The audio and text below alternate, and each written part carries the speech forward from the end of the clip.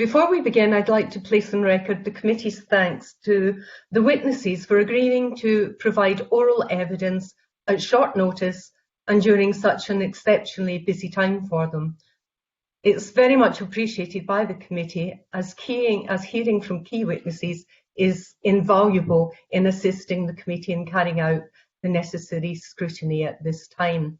And our thanks also to the stakeholders who provided written submissions in advance of today's evidence session. Our first item is to decide on whether to take item 5 in private. This is to allow the committee to consider the evidence received from witnesses today. Given the complexities of a group discussion over video conference, I'm assuming everyone agrees unless you say otherwise. Therefore, if members are happy to take item 5 in private, you do not need to respond, as this would require all microphones to be active at once. So instead, does anyone object? No one objects, so we have agreement. Thank you for that. I also ask the committee to agree that all future approaches or amendments to the work programme, approaches to calls for evidence, consideration of evidence taken, and draft reports be taken in private during the COVID-19 public health emergency. Does anyone object? No one objects, so we're all in agreement to that. Thank you. Our main item of business this morning is to take evidence on the challenges in restarting jury trials in Scotland's courts. The committee will take evidence from 2 witnesses today, and I welcome our first witness, Dr. Jim McMenamin, Incident Director for COVID-19 and Interim Clinical Director, Public Health Scotland. I refer members to paper 1, which is a note by the clerk, and paper 2, which is a private paper. And I invite Dr. McMenamin to make a short opening statement. Dr. McMenamin. Thank you very much, Convener. On behalf of my own colleagues here in health protection within Public Health Scotland, we have a weight of great interest in getting our society back towards its normal functioning as best we can, guided by the principles that we have here for the ensuring of the public health, and at all times that's really the backdrop to anything that we would be offering. Something that we see is shared in much of the documentation which has been made available in advance of the committee meeting. I can see that not just for this committee but across the whole of the UK, there's a shared understanding that we are at a point in time where it's really important that we are all looking at ensuring the safety of the public for everyone who would be involved in the jury trial process, whether that's the defendants, the jurors, the witnesses, or indeed the staff, to make sure that the processes are in place for all of that information to be best considered, to allow a reasoned consideration of how we can best implement things in this new world that we are entering in the immediate period that will follow the release of the lockdown that we currently see within society. I'm sure that if there are key questions that come up, I'll certainly do my very best to address all of those. If there are some technical things, just as you have outlined, that are not possible to deal with in the session itself, happy to take those back to colleagues and provide that submission at a later date. Thank you. Thank you very much, Dr. McMenamin, that was very helpful. We'll now move to questions, and can I say please allow our broadcasting staff a few seconds to operate your microphones before beginning to ask your question or providing an answer. I'm going to begin with our first question, and that's to ask, has Public Health Scotland been asked by the Scottish Government and/or the Scottish Courts Tribunal Service to give any advice on how best to facilitate the resumption of jury trials in Scotland? If so, when was this advice sought? And in general terms, did, or if not sought, would this advice anticipate any insurmountable problems to jury trials being held? Dr. McMenamin. Okay, thank you. Thus far, we've not received any direct request for input for a response to colleagues in Scottish Government. That's not to say that we have not been involved in some of the decisions or offering of advice through the normal channels that are often of necessity considered by all of the groups that are looking at answering any key questions.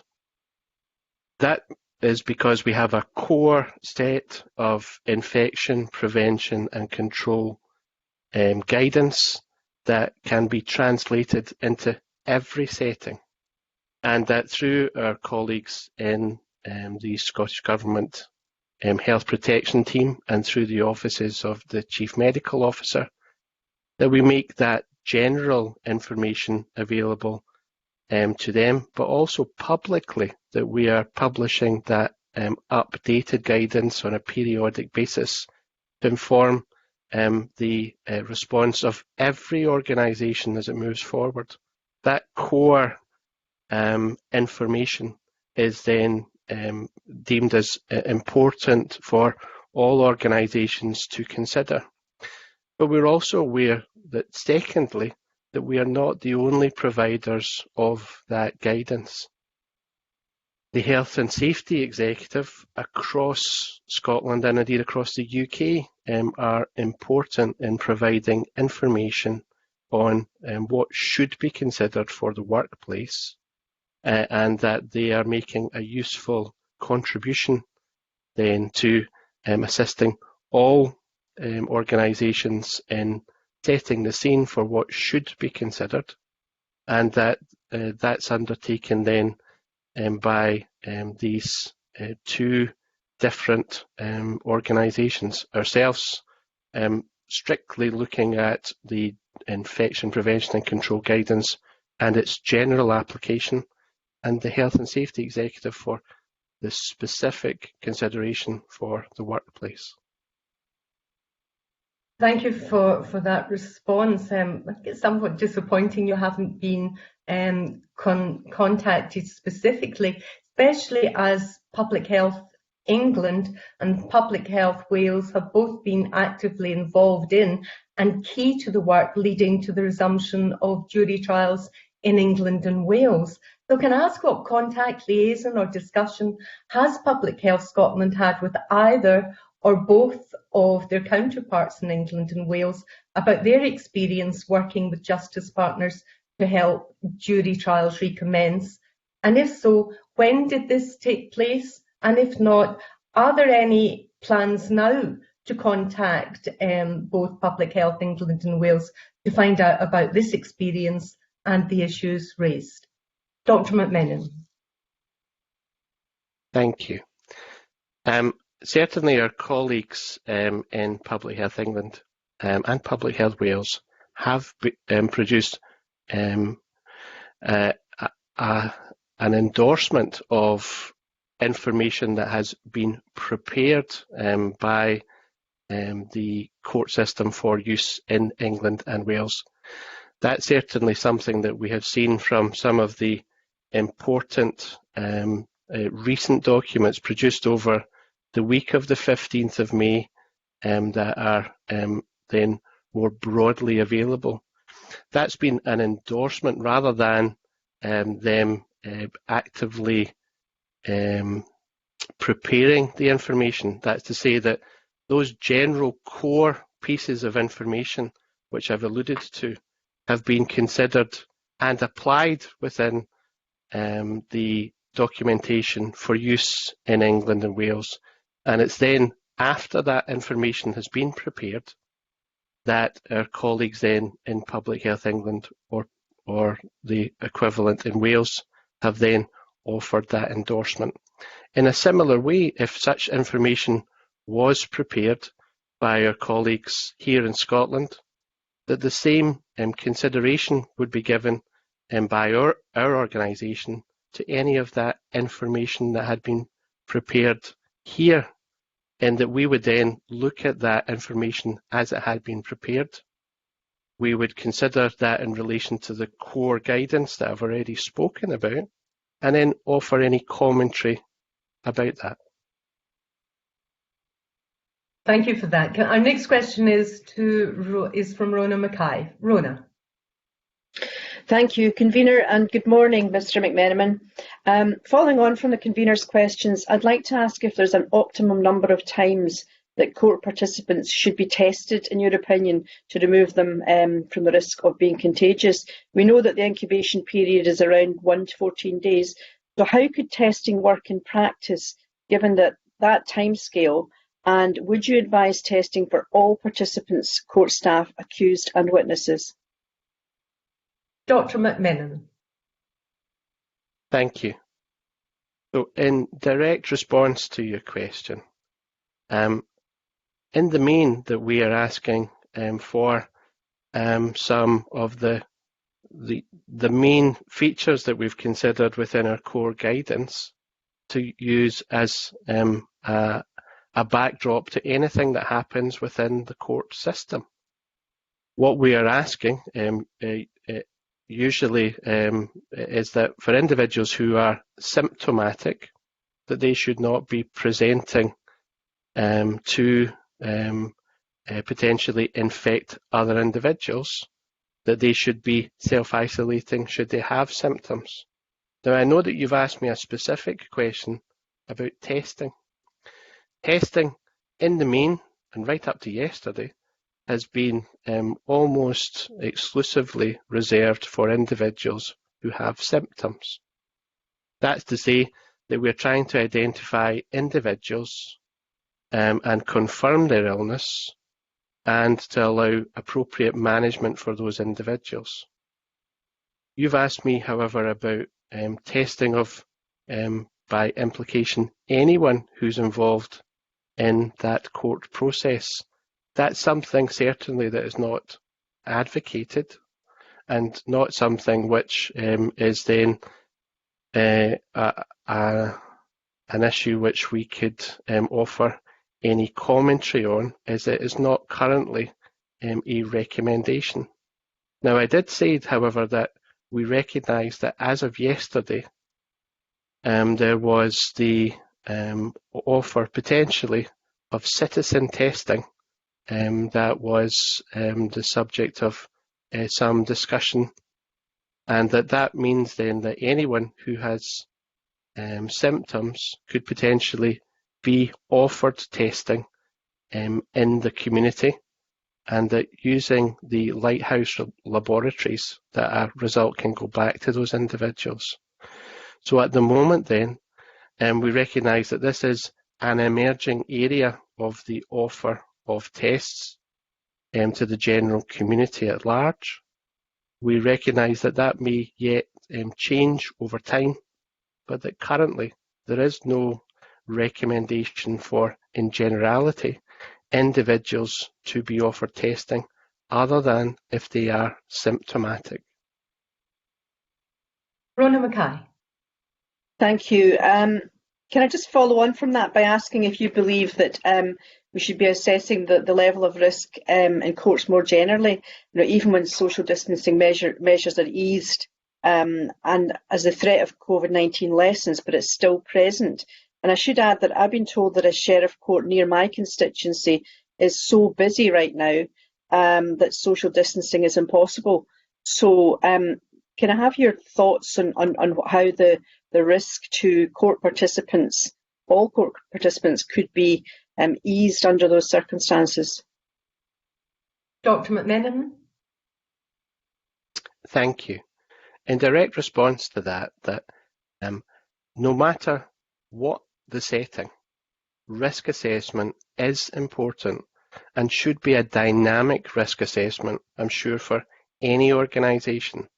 So there are various things that can be considered in advance that would allow us to have effectively a checklist of things that need to be in place for the resumption of the courts in any setting, and that for any new consideration that we have, that if there are practical difficulties that are being encountered, that for all those involved, that there should be that risk assessment possible to adjust and amend dynamically things as we move forward within the response in any locality.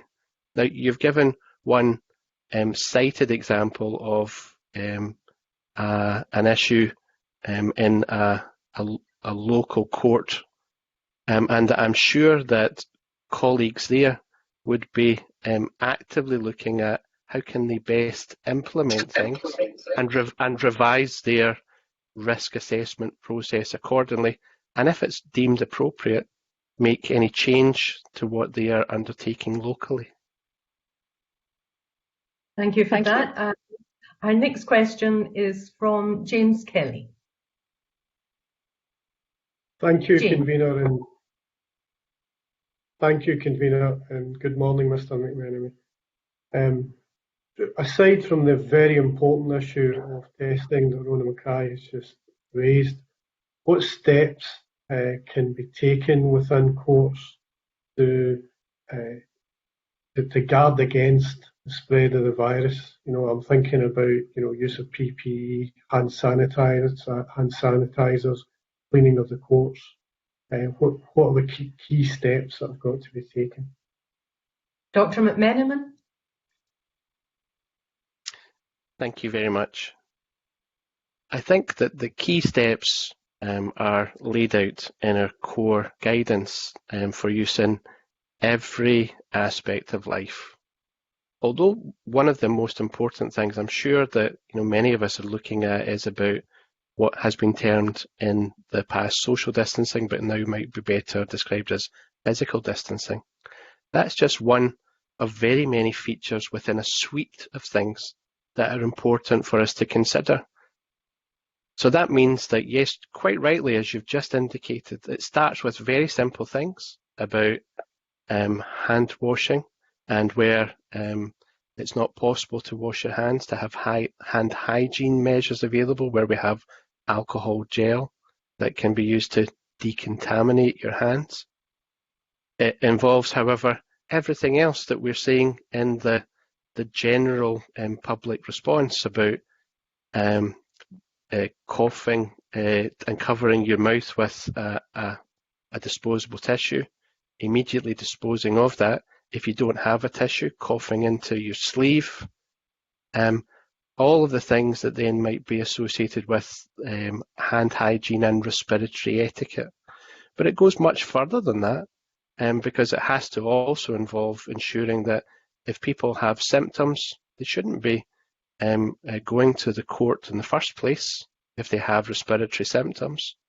That we see that even yesterday there was a change to add a new symptom, not just the fever and cough that we've been looking for patients with COVID, but this altered taste or smell that is being described as anosmia, and that for all of those individuals, if they are symptomatic, they should not be presenting to the court. If they develop the symptoms while they are in court, they should, under an appropriate discussion, an arrangement be in place for those individuals to be returned to the place from which they came.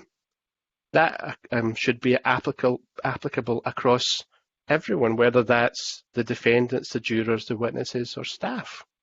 And that's important then, that as I have seen in documentation for the court arrangements potentially for across the UK, there's a checklist of things that then can be used to allow us to say, have in each circumstances a risk assessment been undertaken where we have looked at all of those things, Of course, physical distancing becomes important too. How in practice can that be worked through within the court process?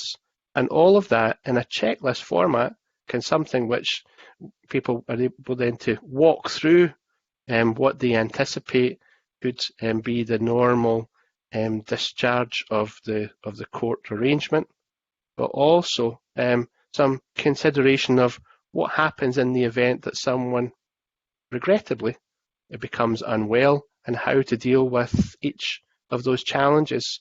And having that checklist approach, considering the core infection prevention and control things which I've just outlined, is then really very, very important. One thing I've not covered, however, is about protection of certain members of society who are more at risk, and that I'm sure that all of us have become familiar with the concept of shielding. So there are some individuals then who special consideration needs to be given to, who may, because of their underlying medical condition, not be considered to be wise to take into that court process. I do understand that that might be immensely complicated and that can only be approached perhaps on an individual basis, given the information available for each of those individuals, but nonetheless is an important consideration too. James Kelly? Given that you said that individuals shouldn't come to court if they've got symptoms, and as we know, people can have the virus without displaying the symptoms, do you not think that testing needs to be extended to cover everyone who's coming to court? Dr. McMenamin. Thank you. Testing is certainly a complex area, and that you're right that we are identifying, particularly in the elderly, some individuals who may be pre-symptomatic or have so few symptoms that they are not deemed to have any symptoms, that they are asymptomatic. That at the moment is something which the science is emerging. At the moment that we have no recommendation that testing is a requirement for anyone to be serially tested, that's to say, tested once and then perhaps a week later tested again. There's no requirement for that to be undertaken. And that's in recognition that at the moment we have to have a very good public health reason for why we do testing in any setting. Now, as the technology changes, as we potentially move to having antibody testing available to us in the future, I'm sure that will be dynamically kept under review. We have seen some speculation about whether what's called lateral array devices, what might translate into what a simpler parlance might well be like pregnancy testing sticks that you can use to test a blood spot, a blood drop, to see if someone is immune. All of those things are important developments that we'll look to the future for, but currently we don't have that technology deployable locally. So all we have at the moment is the swabbing tests that we are routinely using, and that we know that when you test that person, you get a yes or no whether the person is infected at that time point. But just as you've outlined, that doesn't mean to say that they might not go on and develop symptoms themselves or have had infection in the past. All those swabs tell you at the moment is whether the person is infected at that point. So as the new tests are developed over time, perhaps we can use that kind of technology to its best advantage. But for the moment, there's no recommendation about testing of individuals to allow them to participate within the court process. The next question is from John Finney. John Finney. Thank you, Convener. Good morning, Dr. McMenamin. Maybe just to follow up on James Kelly's point there, and I'm a great fan of the use of simple parlance. What's the current thinking on how contagious people may be whilst not displaying any symptoms, Dr. McMenamin? Dr. McMenamin. Thank you. It's difficult to be concise for such a difficult area in terms of the science.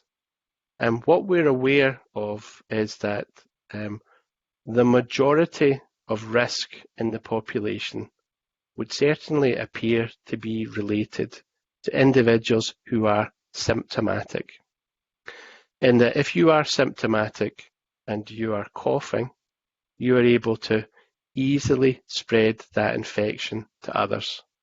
And that's reflected in something which we've seen of increasing headline in many of the things that we see in day-to-day life about this R number, the reproducibility of the infection being able to pass easily from person to person. For us to pass things on if we are infected with this virus, in general, the more efficient you are at that transmission, the higher the R value will be. And that what that means is that most people are able to pass on the infection and demonstrably be able to do that whenever they are coughing respiratory droplets, and then they contaminate the people who are their loved ones or the people that they are closest with, and that infection, those infectious droplets can be contaminating work surfaces, etc. For people who are asymptomatic, they would certainly appear to be less likely to pass on that infection in terms of biological plausibility. Because if you are not coughing, then you have a limited opportunity to pass on that infection to other people. It's not that you have no potential to do that. You may have a reduced potential to do it. And the contribution then to the overall numbers and the overall spread of this infection is, unless in very closed environments, for instance, like care homes, not something which we have thus far got good evidence on. So in a care home setting, we've seen recent examples of this being a very, very difficult infection to manage in that setting. And it seems likely then that in very close settings, like in the care home, where people are together day and night for long periods, then that may well be that there is some opportunity for that transmission. But from within the general population, most of the risk is associated with people who have respiratory symptoms, who are coughing. John Finney. Thank you for that, Doctor. Can I ask, again, a much used phrase, the 2 metre rule? What is the science behind that and the extent to which it reduces the risk of transmission where people are gathered indoors for a prolonged period, for instance, in a courtroom? And again, very simply, how long does the virus remain on surfaces in a room, for instance? Please. Dr. McMenamin. Thank you. So about the science and this thing about social distancing or physical distancing. Within the UK, the recommendations that we make are that there should be a 2 metre distance between individuals. And that's been something which is on the basis of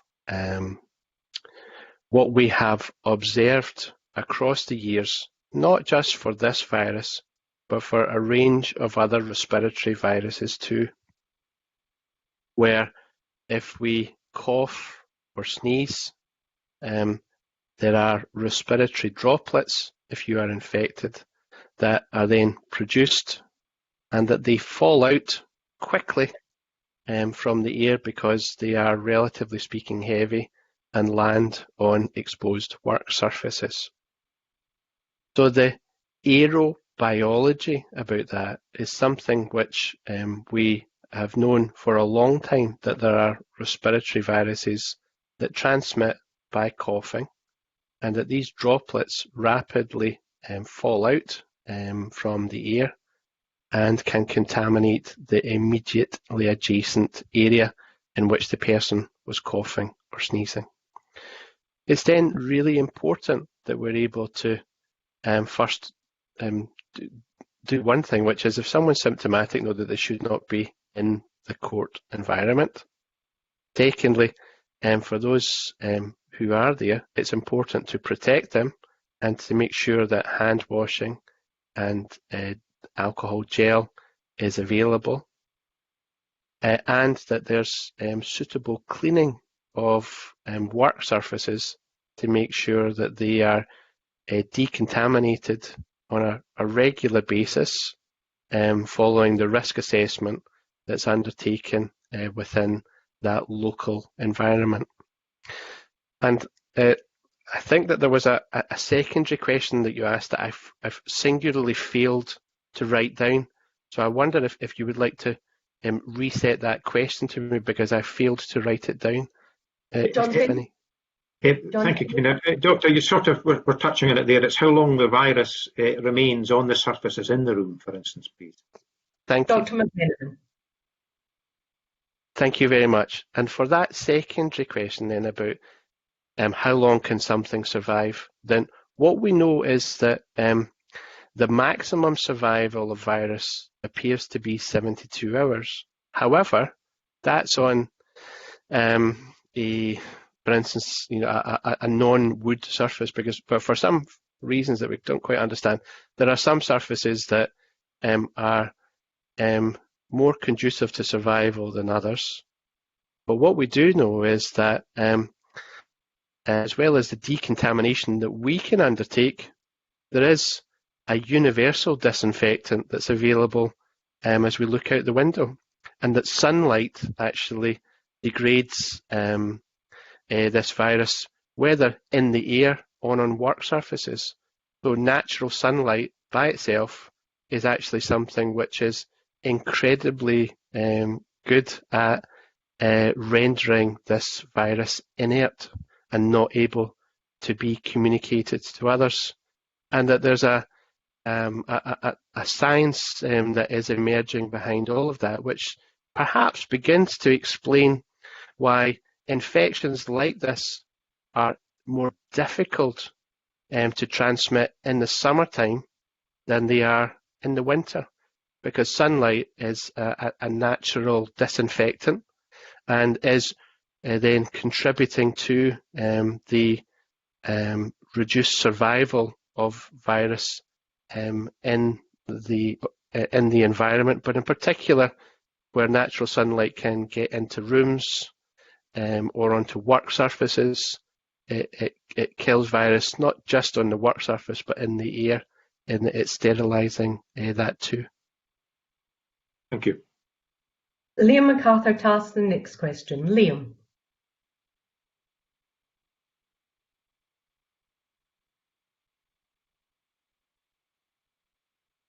I'm going to stop you there, Liam. I think we have some difficulty hearing you. Would you like to start again and hope we have more success?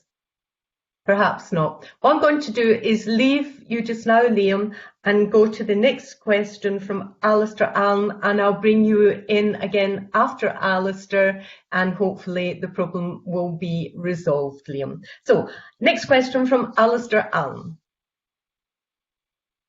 Thank you, Convener. Good morning, Dr. McMenamin.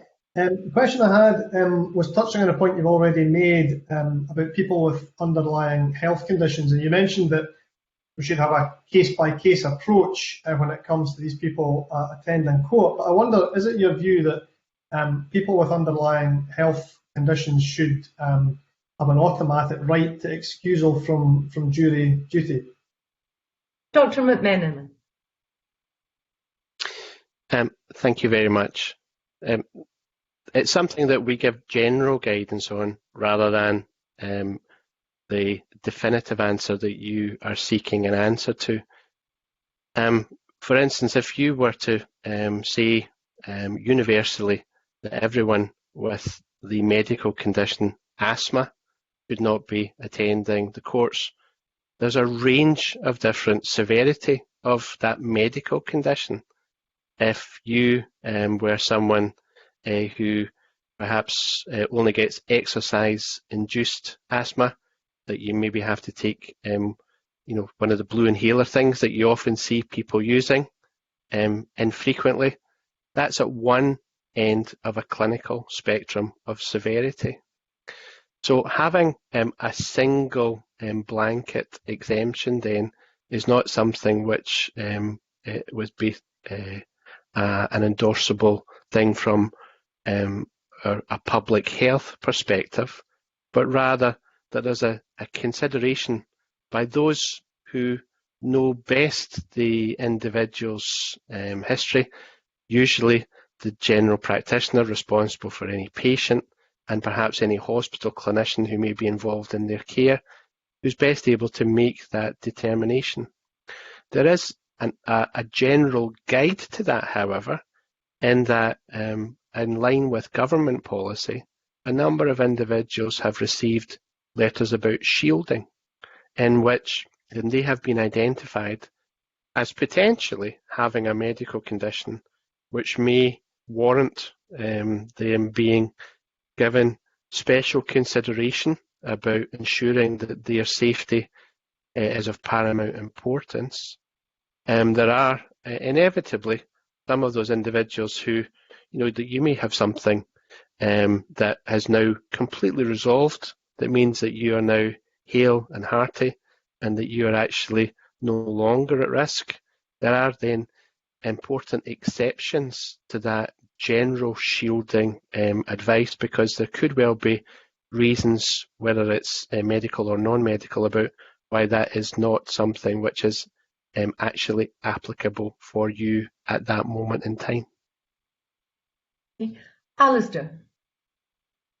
I appreciate the point you make about the need to be sensitive to individual circumstances, but I just wonder if at this time, if we do restart jury trials, what kind of advice needs to come to people when they get a letter saying they've been chosen for a jury, and how much of what you've just said needs to be explained to them in the context of the new situation with COVID-19 for people to understand what the sensible thing to do would be? Dr. McMenamin. Thank you. So in that instance, I think that it is important that for those individuals on receipt of that information, that yes, that they are having that detailed discussion.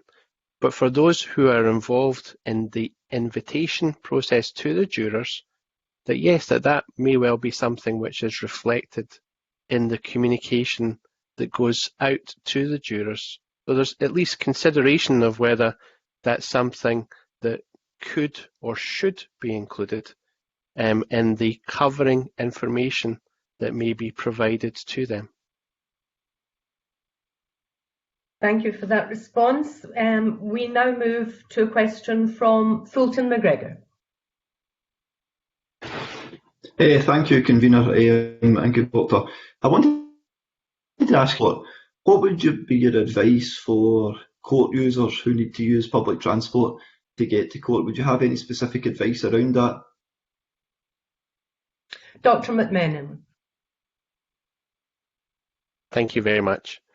The general advice already in place across the community covers the use of public transport, where in general that we are trying to encourage the safe use of all of our public transport system by the general public, and that for our core COVID advice that we offer some commentary in relation to that, and that for specific advice that may well be available from government sources or from the transportation provider themselves.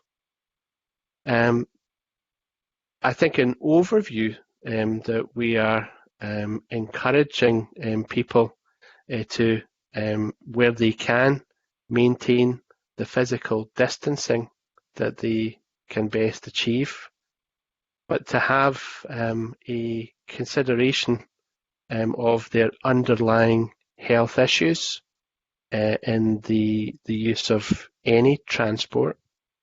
And that, yes, we do understand that certainly Scottish Government appear to be endorsing the use of, in some settings, the use of facial covering.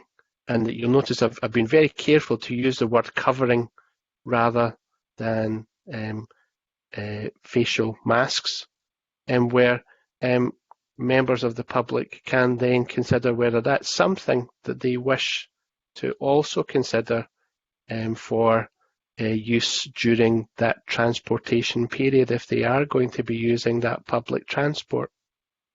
So certainly advice about how to best make those facial coverings is widely disseminated and is something that those members of the public can consider about whether that's something that they wish to avail themselves of or not. Fulton.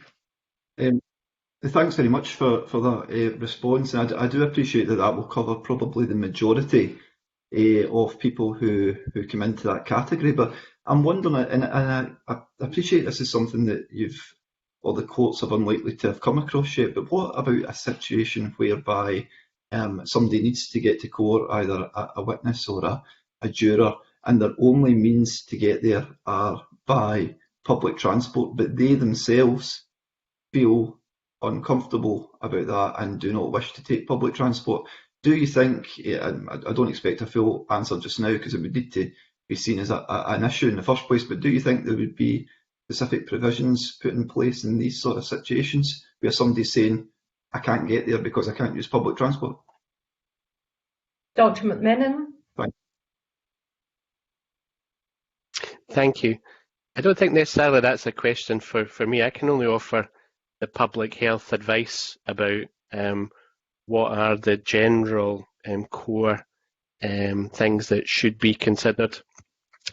I think you're asking a societal question which is more difficult to address, in which the personal opinion of the individual is being considered there, rather than using any hard and fast science. And it's the science that I'm talking to, rather than what the individual themselves may be feeling about things.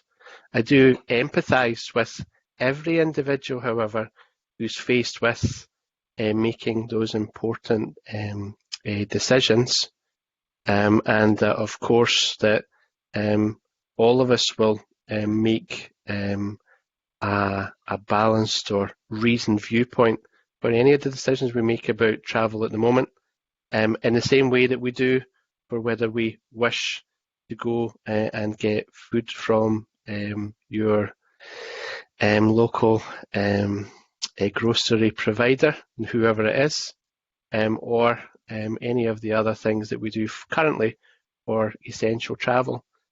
It's part and parcel, however, that we will be looking gradually to return to what might be a new normal, whatever that new normal will be for our society. Thank you for that. We're now going to go back to Liam MacArthur. Liam. Thank you, Convener, and apologies for that error. Thank you, Dr. McMenamin, for your evidence. I think you've sketched out in response to these questions the sorts of issues that presumably the Court and Tribunal Service in Scotland will very much take on board in hopefully facilitating the restarting of jury trials. However, going back to the question from the Convener right at the outset, I am somewhat staggered that with jury trials getting underway in England and Wales at present, that there hasn't been any attempt to look at the sorts of precautions, the sorts of safeguards, the sorts of measures that have been put in place there to provide reassurance about public safety and safety of all those involved in trials. That may be for Scottish Courts and Tribunal Service. We're speaking to them shortly, we'll get their evidence. But even out of curiosity, I cannot understand why Public Health Scotland would not at least wish to look at the measures in place and establish whether or not those might be appropriate for the circumstances in Scotland. Dr. McMenamin. Thank you very much. And indeed, you raise a very important distinction. The distinction that you have offered me the opportunity to comment on is, do we think this is important from a Public Health Scotland perspective? Yes, of course we think that that's important. And as I've outlined, that it's important that our colleagues who are preparing for things in the background within the Scottish Government, with particular emphasis on the court system, are looking at that. And indeed, from information that's been shared at the end of last week, I think from Friday onwards with myself and my team here, we are aware of much preparatory work that's being done in the background. Now, as that gets more polished, inevitably, I expect that yes, Public Health Scotland would be invited to look at that. And in the same way that our colleagues in Public Health England or in Public Health Wales have done, to look at that carefully, to consider that, to say, do you endorse this? That's to say, we here in Public Health Scotland would be then looking at have all of the due consideration issues being incorporated. Now, inevitably then, as colleagues across the rest of England and Wales have already gone through that process, there's already some exemplary work that's been undertaken, and that we can see from the checklists and the general supporting information that's already been developed in other parts of the UK, that much of that looks certainly of excellent quality. And that I'm sure for what is produced for use in Scotland, that I have no doubt that when we are asked to consider that information, of course we would be able to rapidly provide commentary on whether that's something which we can see is potentially endorsable here in Scotland, and that we would make that very rapid turnaround of that information once we had considered it. But until we've seen that final product, that's why I can't say, that we have duly considered that, because we need to see what the output is and offer that rapid commentary to provide that assurance or reassurance about that. Liam MacArthur. Thank you. I don't doubt for a second that Public Health Scotland see the importance of this. As I say, I'm somewhat surprised that there hasn't been further steps taken to assess what is in place in England and Wales, to see what, if anything, is transferable to the Scottish situation.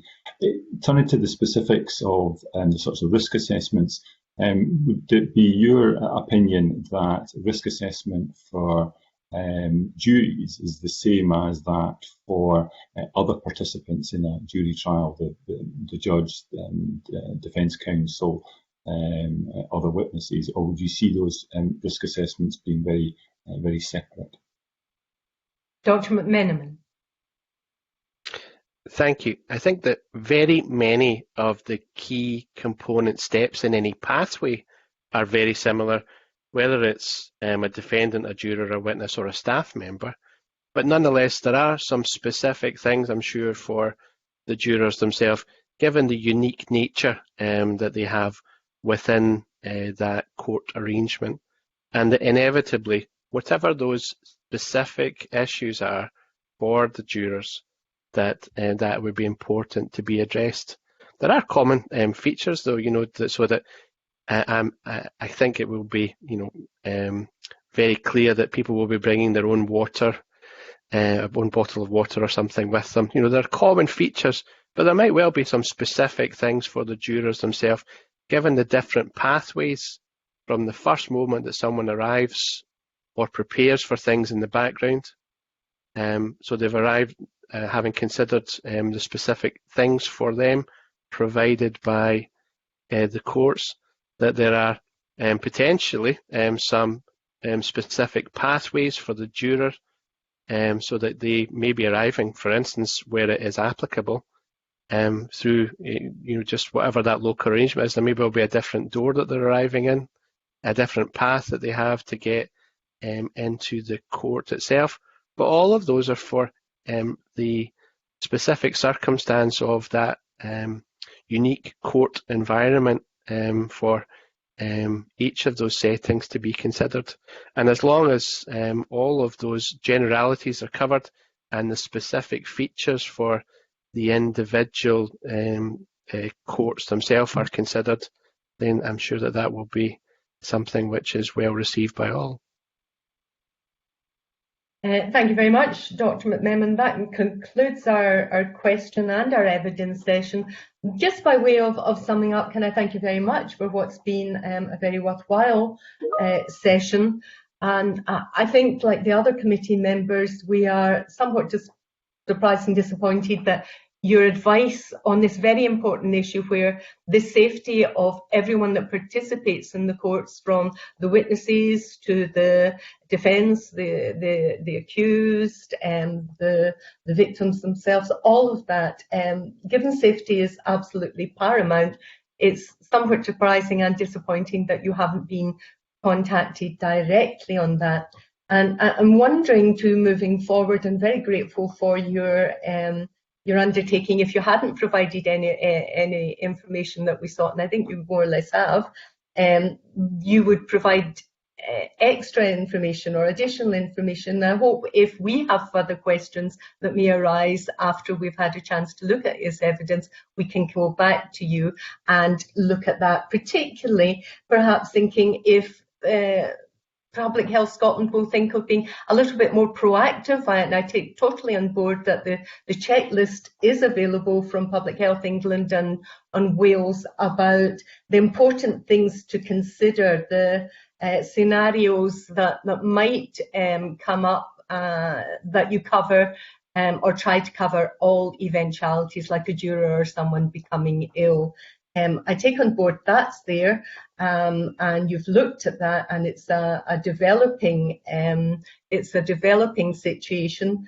We're also taking on board what you said about shielding, and I just wonder at the end of the day if you would think about maybe having a more formal or informal discussion, liaison with them, rather than sort of reacting to the checklist, because very often that's the best way to develop policy.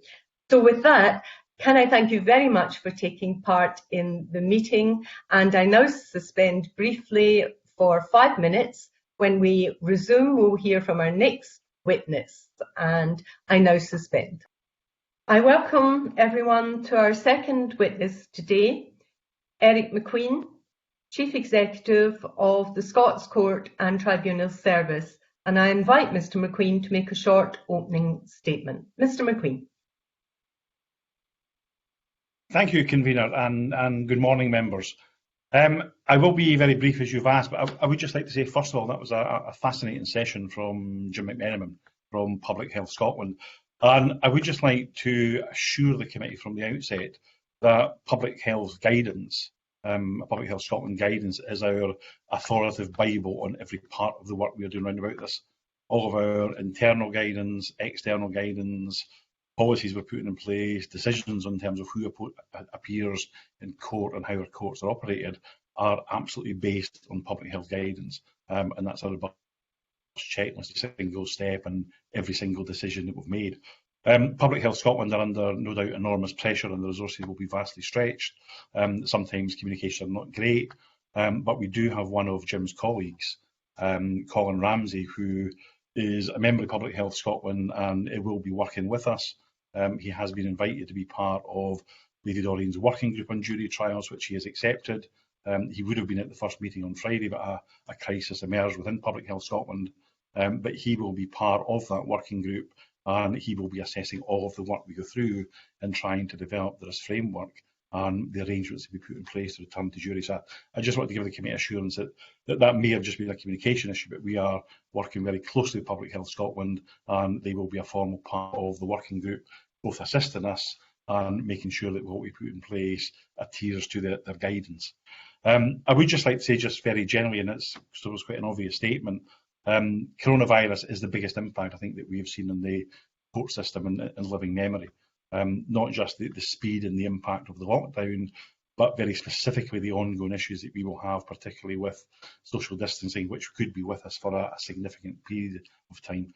I think we recognise very much that what we are looking at is a new and a different court service, one that will have to be much more digitally enabled, with a big reliance on both digital hearings and virtual courts being an important part of that. And already we've saw significant developments in those areas. Our court buildings on a daily basis can have anything between 400 and 1,800 people in them. In future, that will no longer be acceptable, and part of our work is how we deliver our business in a different way in the coming months and the coming years ahead. I guess it's also fair to say that this is a wicked problem. I think its sort of definition was that there's no easy answers and there's no simple answers. There's things that we will have to test, there's things that we will have to try, but we've got to be prepared to adapt and base our decisions on latest scientific advice in Public Health Scotland, and that's exactly what we'll do in the coming months. I think also there needs to be some real openness. I think the Cabinet Secretary kicked that off in terms of his roundtable discussions. I know that many Justice Committee members took part in that.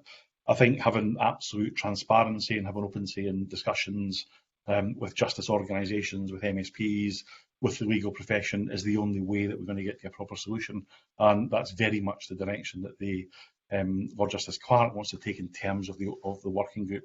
So there is a real commitment for everyone to try to get the best solution, try to test out different approaches, and accept that there may well have to be changes as we learn and adapt over the coming months. That's all I'll say at this particular stage, and I'm happy to take any questions. Yeah, thank you for that, Mr. McQueen. We now move to questions. As before, a reminder to please allow broadcasting staff a few seconds to operate your microphones before beginning to ask your question or to provide an answer. I'll begin with the first question, Mr. McQueen. On the 20th of April, the committee received a response from the Scottish Court and Tribunal Service to the letter that the Justice Committee sent, asking, among other things, the steps SCTS was taking to tackle the COVID-19 emergency. And following the roundtable discussions on jury trials on the 21st of April, the Cabinet Secretary made a statement to the Scottish Parliament outlining what options for jury trials the Scottish Government will focus on going forward, including social distancing. That was over 3 weeks ago. And other than the establishment of the Lord Justice Clark's working group, to which you've referred to at length, there appears to have been little progress made. So to give some reassurance, the SCTS has not been dragging its feet in terms of resuming jury trials. Can you outline what action and perhaps practical measures SCTS has taken in this regard since way back at the 21st of April? Yeah, Mr. There's certainly not been any dragging of heels whatsoever. I think it's worth just rewinding just a little bit. I think back at the very start of this, there was a universal agreement that in terms of the current lockdown period, it was completely unrealistic for trials to be proceeding. And I think that was something that was quite widely accepted across all organisations. What we have been doing over the last number of weeks is some quite intensive work, as you say, behind the scenes, perhaps not in the public arena, in terms of trying to identify what we see as being the major challenges in getting jury trials back up and running. And quite significantly, that is about how we redesign our accommodation and our buildings to try and manage what will be a growing volume of work over the coming years. So we've been working very closely with our architects, with our space planners, looking at Public Health Scotland guidance to try to redesign a court system that would allow jury trials to run. Quite clearly with social distancing, we reckon that our capacity will be reduced to something around about 30% what that would normally be. The traditional design of our courtrooms would not allow a traditional jury trial to take place. So we are looking at how we can use those in a different way. There is no way we could do it all within one jury room. So we are looking to see, can we use 2 or 3 rooms within a court to hold jury trials? Can we have different ways of having the jury involved? Can we spread them around within the court building so they're actually using spaces that are currently allocated for the public to participate within the jury system? So there's a whole lot of work round about social distancing, round about the measures that we have to implement in place to allow jurors to come back into the building to make trials operate and work. What that's telling us quite clearly is that the capacity we will have for jury trials will be significantly less than we have at the present time. But please be assured this is not a dragging of the heels at all. There's intensive work going on in the background to make sure that we have the right plans in place that can allow jury trials to return in a way that's safe, and particularly safe for jurors who will be coming into a very different and uncomfortable environment. I suppose there's just some frustration that just now in that 3-week period, then we've gone from the working group in England and Wales taking part and getting trials in different parts of England up and running and in Wales, whereas we're just looking at the establishment of the working group.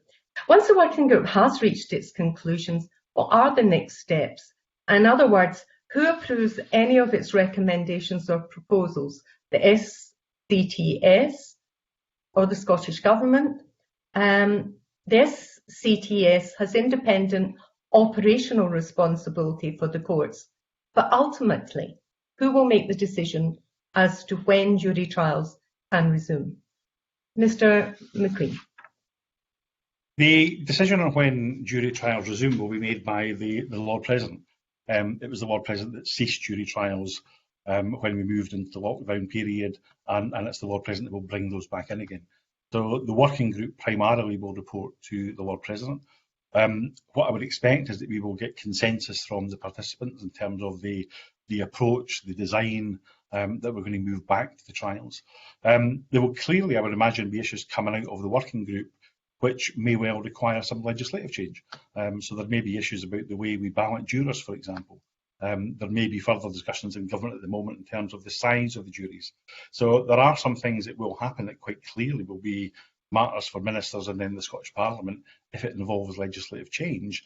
But the key priority of the working group is to work within the current environment. How do we achieve a situation where we can bring back jury trials in a safe manner for all participants? The next question is from Rona Mackay. Rona. Thank you, Convener, and good morning, Mr. McQueen. If I could just ask you a bit more about the jury trial working group, please. I appreciate it'll be difficult for you to say at this stage, but I'd quite like to know if you could say when you expect it to report back, even an approximation of that. And following consideration of the discussion paper, the group indicated it would be looking at 4 specific options. You've spoken a bit about the details around operating from existing premises, and that was one of the options. The other options were smaller juries, measures to increase delay with backlog when the lockdown over restrictions is lifted, and increasing sentencing powers of sheriff courts, summary and solemn. So I'd like to know if the working group is looking at any of those in particular, and what progress has been made on that. Okay, just back to your kick-off point about the working group. Lady Dorrian has described it as a short-term working group, and I think with that, that's about an injection of pace and energy to try to get to a position as soon as we possibly can. Our estimation at the start, when the government document came out, is that jury trials would be unlikely to start in any real numbers probably until about August, September time. I think our aim would be to try to at least get a small number of at least pilot jury trials up and running in some part of the early part of the summer. The working group will be meeting on a weekly basis. Its first meeting was last Friday, and the next meeting takes place on this Thursday. So the aim, I think, will be to come out in a very short number of weeks with proposals and recommendations on how we can at least start introducing the first jury trials in a relatively short space of time. In terms of the scope of the working group, it is quite clearly about working within the constraints or the circumstances at the moment to get trials up and running. But quite clearly, its major issue will be around what you've described as the court facilities and social distancing. So the group has already looked extensively at architect design plans in terms of what that would mean for social distancing. They're looking at the whole range of issues about how we look after a jury, how we cater for the jury, about access routes throughout the building, about alternative accommodation within the building to allow for a jury retiring room, and also looking at the potential for the jury not necessarily to be based within the same courtroom, but actually could we video them in from a different location. So the group is looking quite extensively at everything about court facilities and social distancing. The trials by smaller juries is clearly something that would come back to Parliament for legislation, and clearly there will be different views from many participants in terms of smaller jury or on what basis. I think the Doreen's working group is that at a practical level, a smaller jury may mean that we could run more jury trials. So if, for example, there was only 7 jurors, it may allow a wider range of courts to be used where we couldn't accommodate 15 people, but perhaps we could accommodate 7. So it might allow us to work through the backlog at a quicker pace. So that will clearly be an issue. The measures to increase the court capacity again are a critical point for the jurors, and it's trying to get into this thing that in a normal set of circumstances, where we had a backlog, we would just introduce more courts, we'd introduce more staff, we'd bring back retired judges, and we'd just do things quicker and faster. Quite clearly in the environment when that's not feasible. So one of the things that the working group is looking at is what other things can we do that will help accelerate that. So could there be a much wider use of pre-recorded evidence, for example, where evidence is taken from witnesses or vulnerable witnesses that's recorded in advance? Could that help shorten or reduce the length of period of the trial? So the group again are looking at that. And the issue about sheriff sentencing powers, again, that will be a political issue. It would come back for legislation. There will be different views on the group, but what the group will be looking at is the operational impact if there was a change. Would it move a proportion of cases from jury cases into sheriff summary, and would it move a proportion of cases from High Court into sheriff and jury? So not looking at the policy or the legislative implications, but looking at the operational implications and what that would mean to get jury trials back up and running. Rona, thank you for that.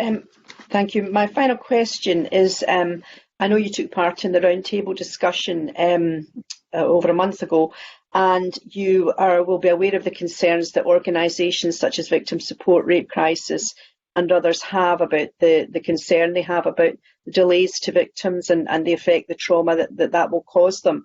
Is that something that's been actively considered during your discussions on the jury trial working group? Yeah, it certainly is, and Rape Crisis are part of a working group, so that is a view that's been quite clearly explained. And I guess, like all of these things, it's a bit of a two-edged sword. So I think there is real and genuine concern about delays, and particularly what could be quite lengthy delays if the backlog is not addressed. And at the same time, significant concerns about making sure we don't end up in a situation where jury trials end up being aborted.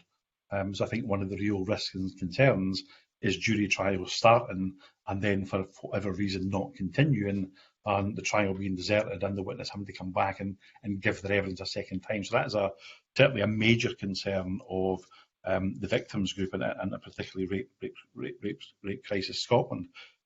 One of the things that was touched on at the earlier session, which I think reels into this, is this whole thing about the jury pool.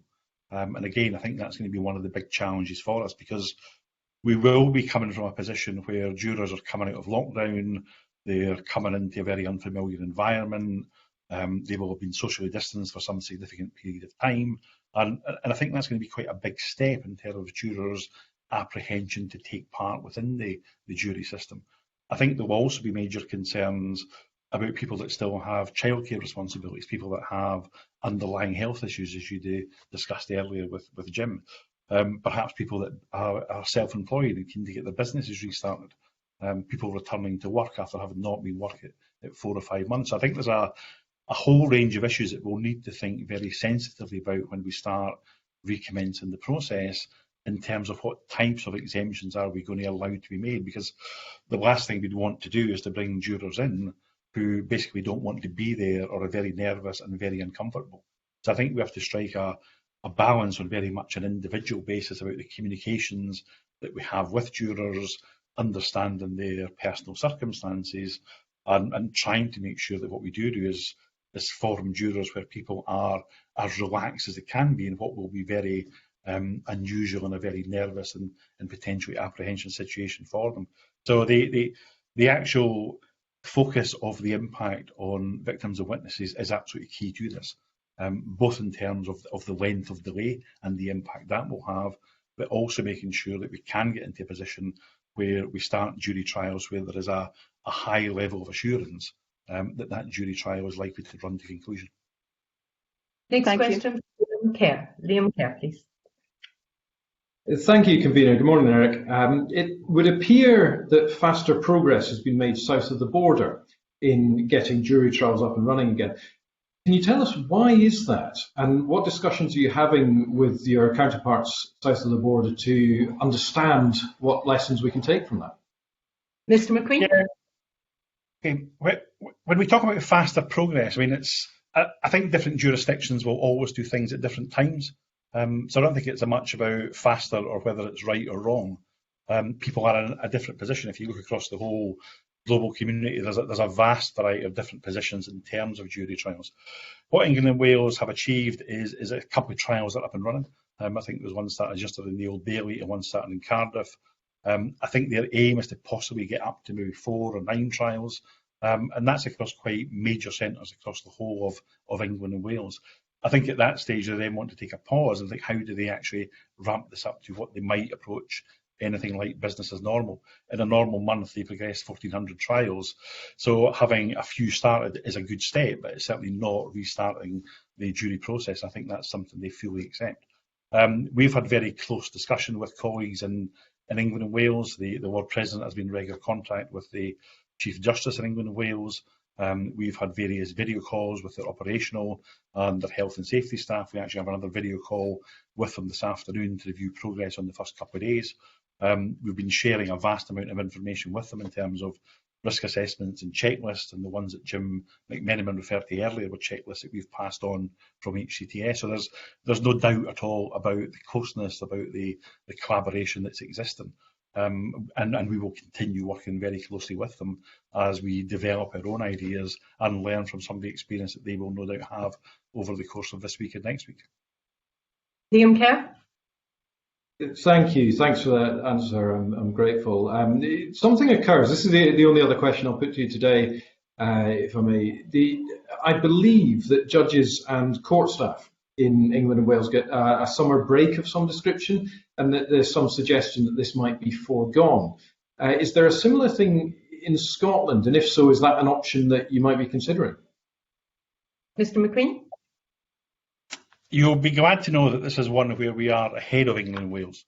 There used to be, in Scotland, as there were in other jurisdictions, essentially recess periods. And there was a time over the summer where courts would shut for a significant period of time. When Lord Carloway became Lord President a number of years ago, he removed those altogether. So there are no recess periods in Scotland. The courts run all year long. Very grateful. Thank you. Next question is from James Kelly. James. Thank you, Convener, and good morning, Mr. McQueen. You said earlier that there was a hope that pilot trials could possibly restart in the early summer. What is your assessment of what the backlog of cases might be at that stage? And how effective do you think each of the options that the working group are looking at would be in starting to get some traction and getting that backlog of cases down? Mr. McQueen? Okay. Yeah, we've been looking at the backlog in some detail. I mean, at the time when government put out the initial discussion paper, the thinking then was that the backlog would be around about 1,600 trials by the time we came to August. There were some concerns raised that was that an accurate figure, what was it actually based on? I think what we have seen is that there was initially, once we went into the lockdown period, a drop in police reports coming through, sometimes by as many as 25%. I think what we have seen over the last number of weeks that is returning very much now to what might have been what you class as business as normal before the pre-COVID levels. Equally, the custodies had dropped down to a remarkably low level, maybe about 25% of normal levels. As of yesterday, we had 296 custodies, as opposed to 349 at the same day last year. So the business levels now are pretty much back to where we would expect to be from. And also coming very much from a point of view is that we had pretty high levels, particularly in SOM cases over the last number of years, that have been slowly increasing. So the 1,600 backlog was certainly very realistic 3 or 4 weeks ago. If anything, we predict that will be higher. We're reckoning by August that the backlog will be probably just over the 1,800, covering both the Sheriff Court and the High Court. And we expect that will exceed to a figure potentially of about 3,000 by the time we come to March 2021. The basic issue that we have, and the one that's really difficult to get a handle on, is the extent and the time frame that we expect social distancing to be in place. With social distancing in place, our court capacity will be cut to a third of what it currently is at the moment. So on a daily basis, we would routinely have 16 High Court trials, for example, running virtually every day of the week. In a socially distanced environment, we will at best get 5 trials running.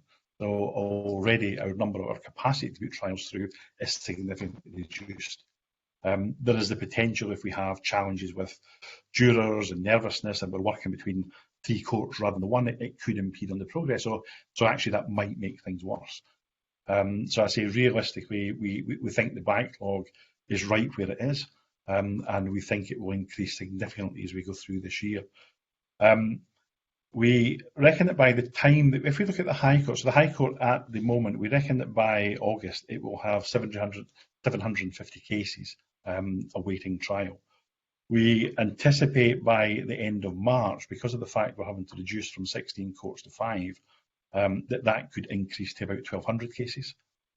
If social distancing stays in place in some form over the next year, that could increase to around 1,700. And even assuming that social distance ends at that stage, we reckon that in 2 years' time we can still have a backlog of approaching 2,000 trials outstanding within the High Court. These are incredibly high figures, but they are indicative of the world that we are living in. At the moment, the Crown are indicting cases of around 90 per month in the High Court and 400 a month in the Sheriff and Jury Court. So the cases coming into the pipeline is not slowing by any extent at all. If we're saying that pipeline is going to get narrower because we can only have 5 High Court trial cases rather than 16, then the delays are going to go out quite significantly. Of the options that are being discussed at the moment, it's fair to say that at best they will marginally slow the increase in backlog. They will not reduce the backlog, and they won't significantly have any material impact on the backlog. The major issue in changing that we've allowed the backlog to be addressed will be when there becomes a reduction in social distancing, and at that stage, jails and more staff and more judges deal with cases faster. So the things that are being discussed at the moment aren't solutions. They certainly won't impact on the backlog in the short term, the medium term, or the long term. If anything, they will marginally slow it. And these figures, on one hand, are scary to be scaremongering at all. I think we've got to be absolutely objections are, and I think that over the next number of years, I think it's got to be based on reality. But it's not just about rushing into this, but it's accepting that where we are is a complete. I think we're having some difficulty just with your microphone, Mr. McQueen. If I could remind everyone, if we can be as concise as possible and still cover everything, that would be very much appreciated. I'm going to move to James to see if you can ask your next question, James, your follow-up question, and hopefully Mr. McQueen's microphone will still be on. Thank you, Convener. Mr McQueen, you mentioned the importance of the jury pool and the understandable anxiety of potential jurors. Do you not think having in place a robust and extensive testing programme in the court system would give potential jurors a lot more confidence in coming forward if they had some confidence there for the people that they were encountering within the system? As far as possible, there was an assurance that they were bias-free. Mr McQueen. Okay, hopefully you can hear me now. It seems to have come back. Now. Good. I'll come back to the final question in a few seconds, but just to cover the most immediate one. I think the question of testing was quite well covered by Jim. And quite clearly it's something that we would need to take Public Health Scotland advice on in terms of whether it has merits or whether there's advantages. I think, as Jim explained, the current level of testing is, I think, relatively blunt. So it would tell us on any given day, or it would tell the individual on any given day, whether or not they had symptoms, what that means on day 2 or day 3 or day 4 of the jury trial. I've absolutely no idea at all. So I think the testing might be helpful, but I say in terms of the current type of testing, I can't see how that's going to be a material advantage or give a significant benefit to jurors. But it's not an area I've got any expertise at all, and it's one that we would be absolutely guided by Public Health Scotland in terms of whether we thought that was sensible.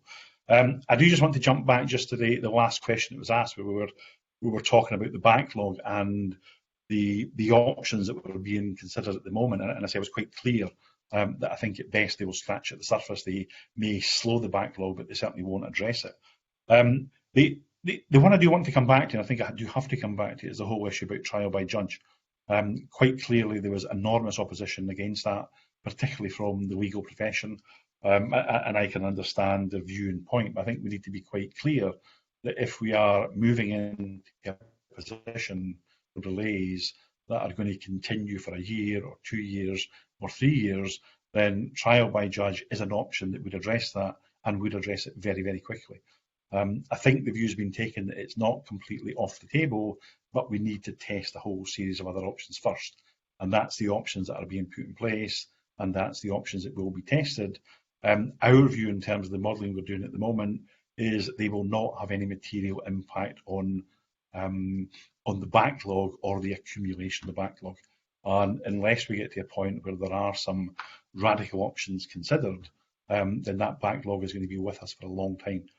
So I fully understand the opposition to trial by judge. I fully understand it's a political decision. That's absolutely what it should be. It's not a decision that could be made by the courts or the Lord President. But it is something which I think needs to stay on the table and have active consideration. Just before I bring up John Finney, I think it's fair to say the committee would be deeply concerned if the assurances that we got from the Cabinet Secretary were now being discounted and jury trials were going to be replaced with judge-only trials in any circumstances. John Finney. Thank you, Convener. Good morning, Mr McQueen.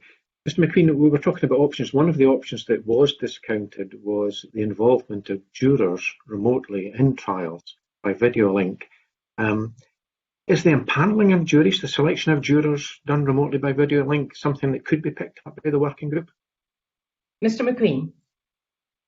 Yeah, absolutely, John. I mean, I think that's good points. I'll come back to your first one in a second, because I think there's maybe more we can do on that.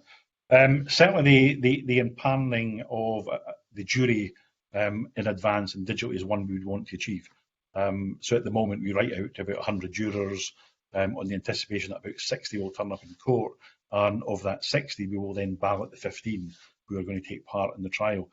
Quite clearly, bringing 16 people into court is a very, very high risk, and there's very little way that we could actually socially distance them. So one of the things that we are looking at the moment, and looking at what we mean in terms of legislative implications, is how we could change that so it became more of a digital process, where perhaps we had a sort of pre-balloting where we brought maybe 20 jurors in to make sure there was a small number of reserves for the trial starting.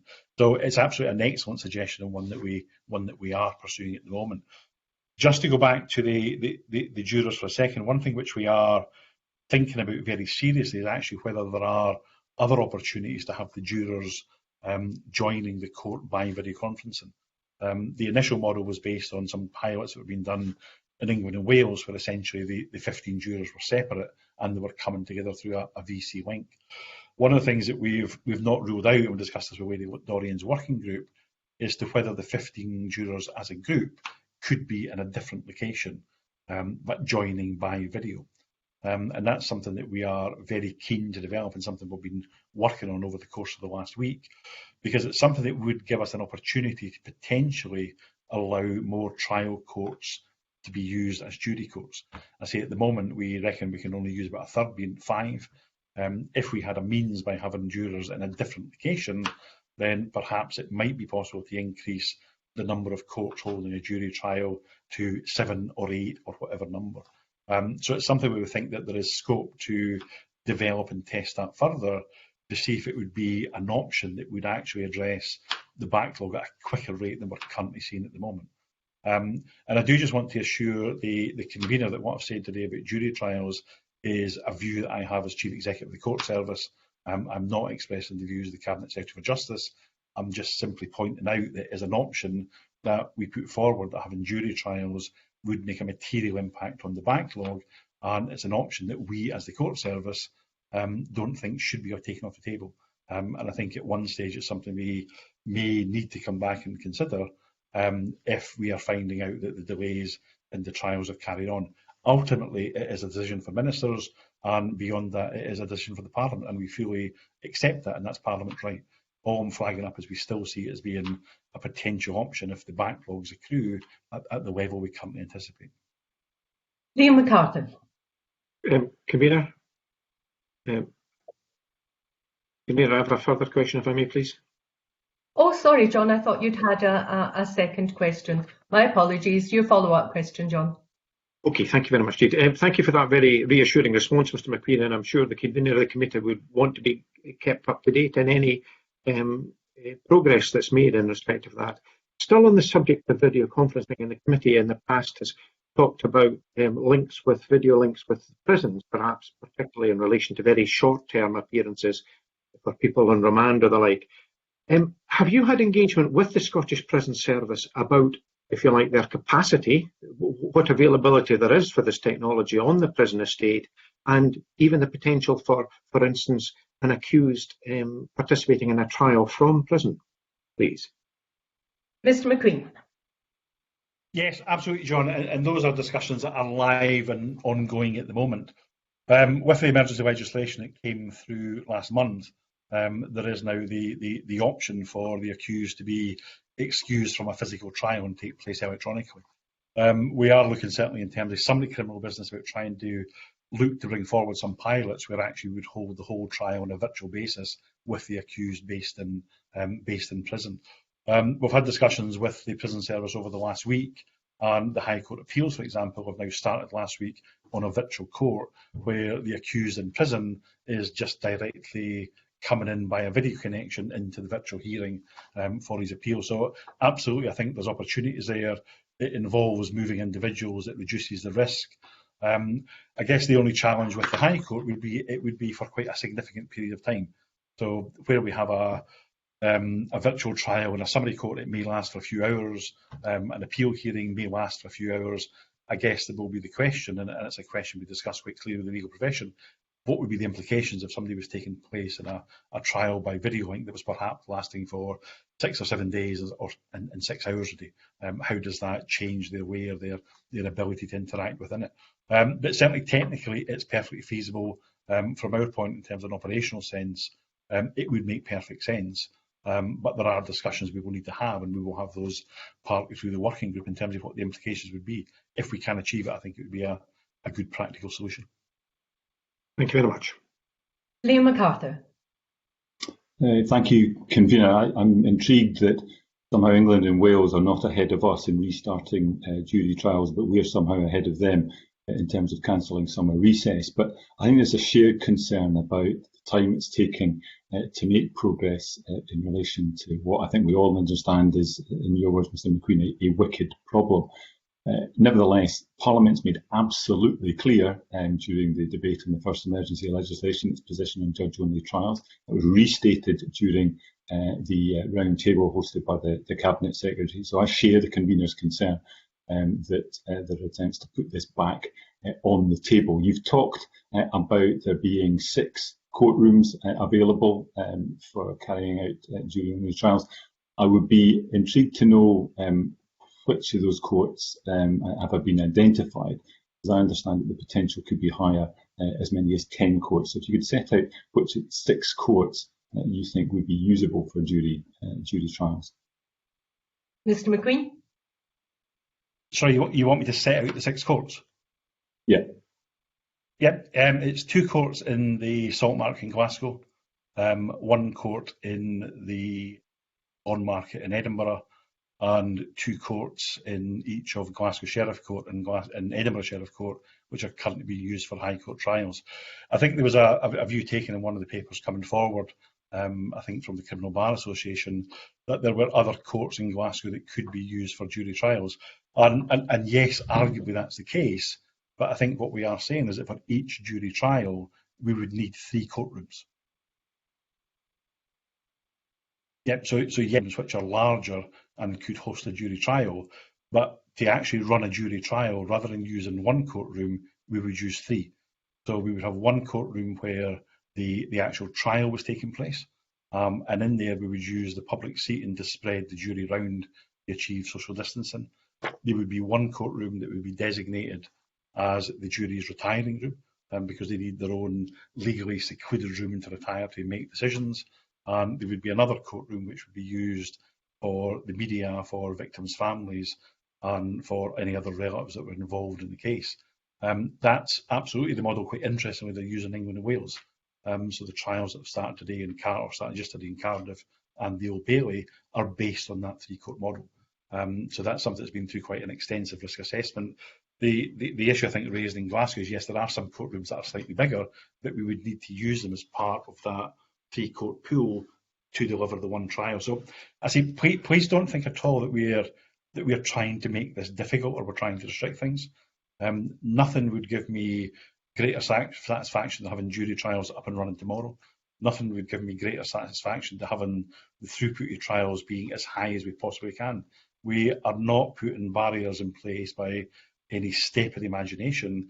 We want to make sure that we can bring back and deliver jury trials that meet Public Health Scotland guidance and are absolutely safe for all participants that take place.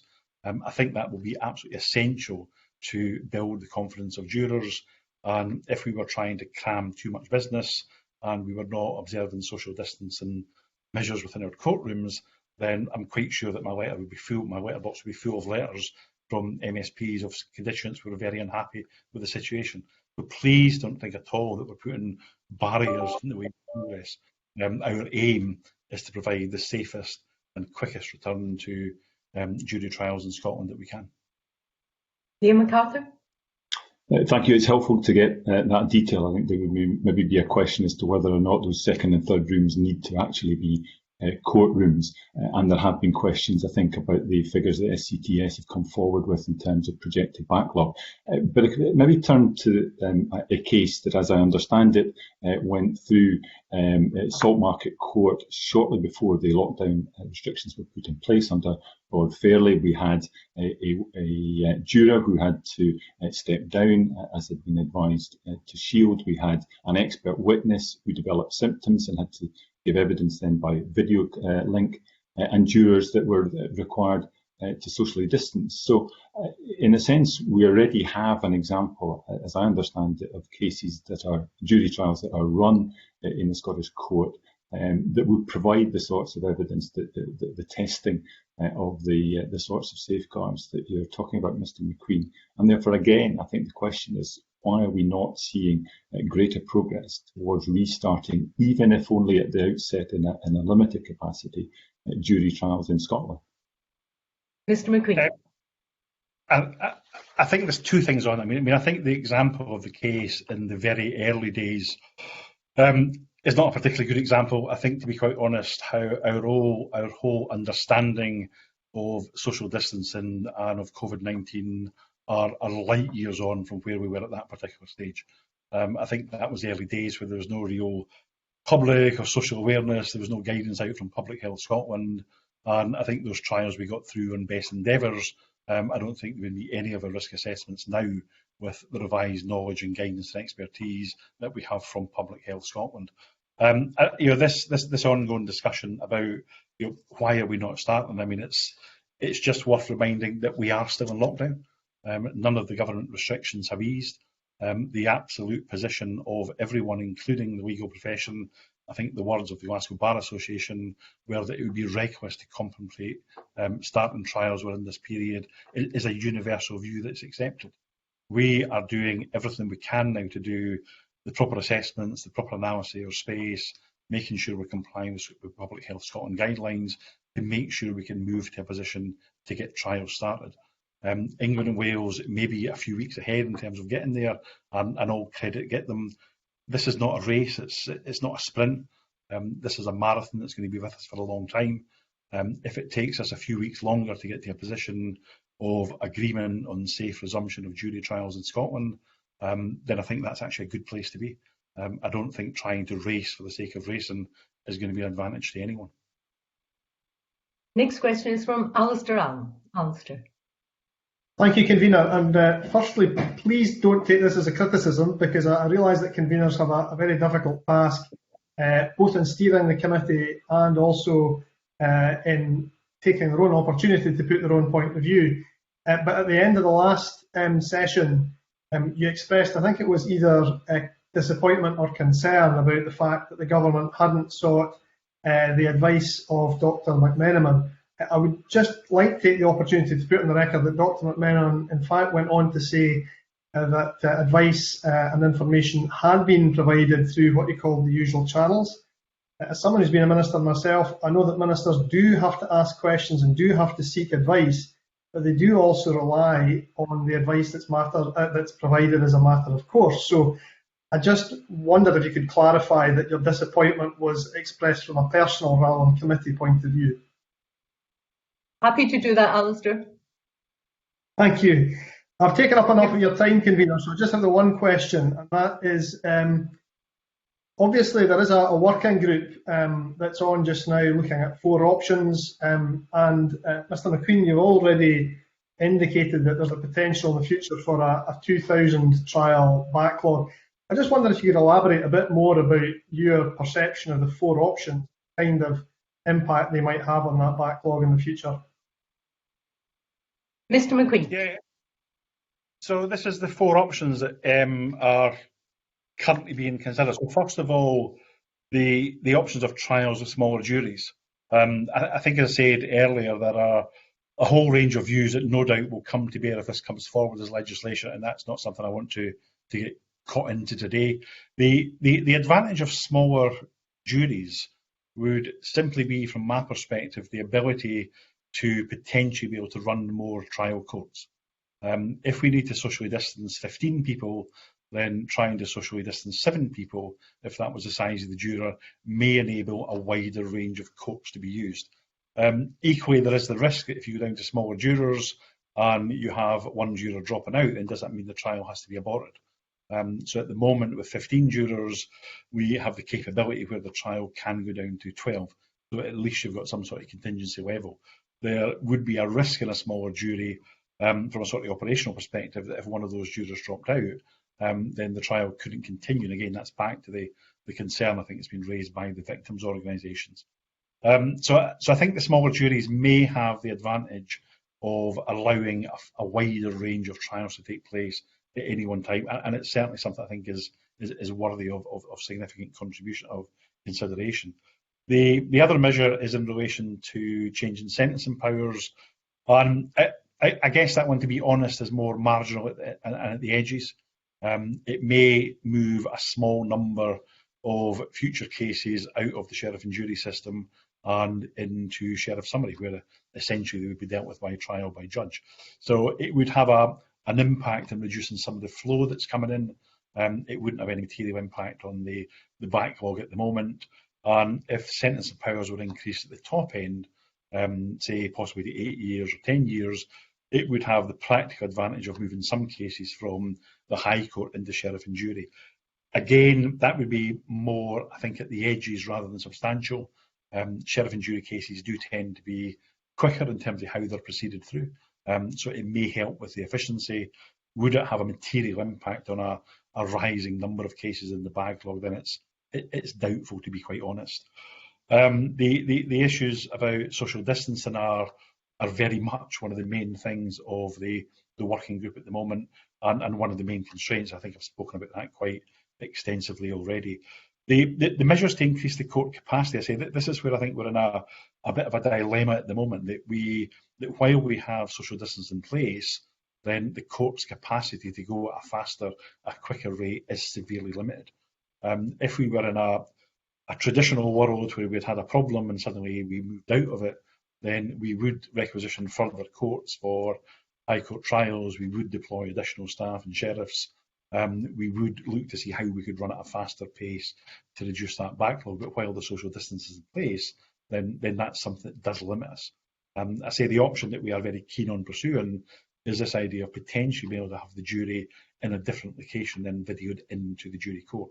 I think that's something that's got real merit, and it's certainly something over the next week we want to develop the thinking to see if it could have a real practical benefit, and really reduce quite significantly the backlog that exists. And I would say, and I know that there always, when you put forward figures, there are doubts, concerns, there are sceptics. Our aim is to get some work done in the modelling, which we're just finalising at the moment. We want Scottish Government's Just Analytical Service to go through that in some detail, and it is modelling that we want to be publicly available. I say we want to be transparent on this. I just find it quite ironic. Quite often I come to the Justice Committee and I tend to have a more optimistic outlook in terms of what we can achieve and how our performance is, and sometimes that's treated with scepticism. This time I'm just trying to be entirely realistic with the committee in terms of what I believe the potential impact can be. And I would just say finally on that, the thing we can't forget is the whole issue of coronavirus is affecting all of the business of the courts. We need to make sure that in coming months we still prioritise summary criminal business, which is 90% of the business that goes through our sheriff courts, and we do everything we can to move civil business into a more digital world to allow more virtual hearings to take place. The pressures on our courts over the coming year are going to be incredibly compressed, and with only a third of capacity being available to us, we have to find different ways of working. Alistair? Thank you very much, Convener. Do you have anything else, or was that your supplementary? I think I've taken up enough of your time, Convener, so thank you very much. Thank you. Thank you. Fulton, you're to ask the next one.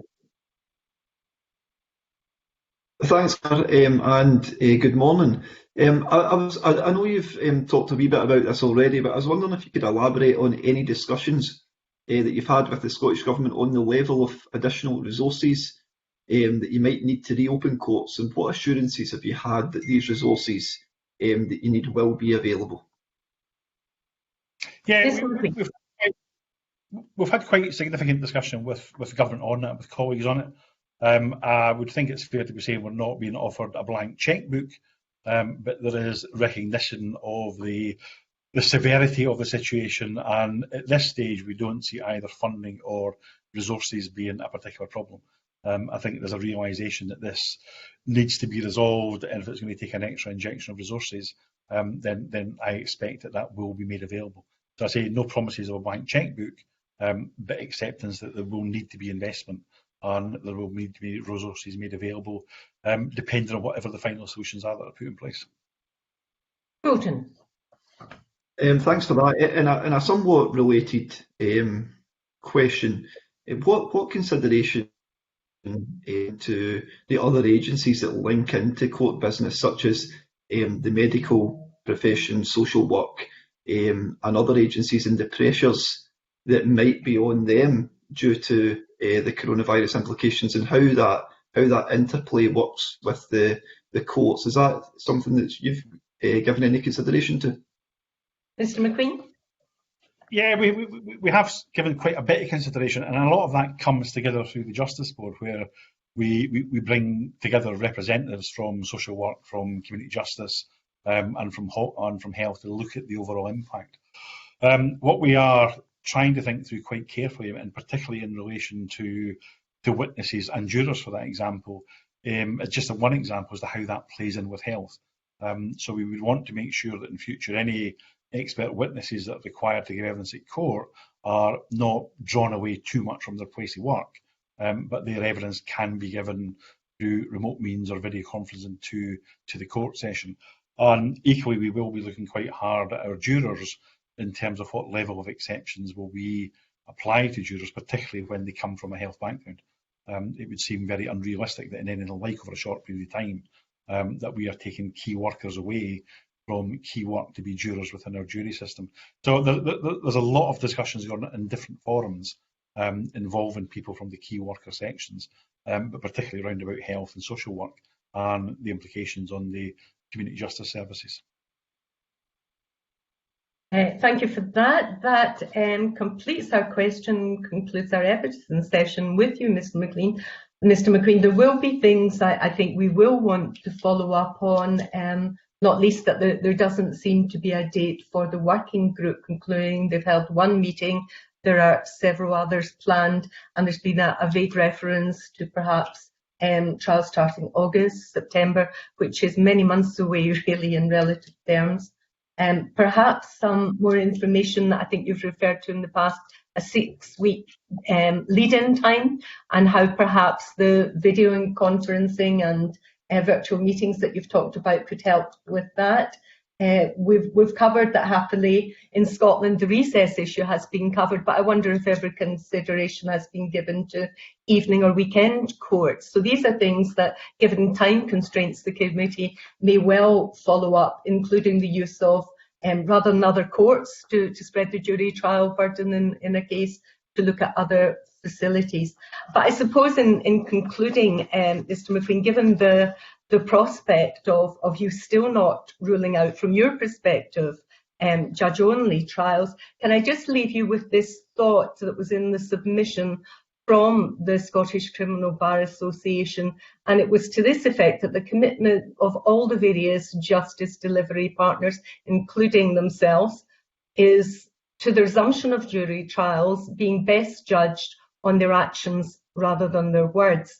It's easy to identify difficulties within a tough problem. Identifying the difficulties without proposing solutions bears a hallmark of a partner content to give the genuine efforts of others to fail, to allow the genuine efforts of others to fail in the hope that they get what they wanted all along. We are heartfelt in our hope. There is no part of that to play in the present difficulties. And I think that's born out of just worth saying, given the committee's frustration at the length of time and the apparent lack of progress, and August and September being looked at, or the only dates mentioned for a possible return to jury trials. And with that, can I thank you very much for appearing before the committee, and that concludes this part of the meeting. We now suspend.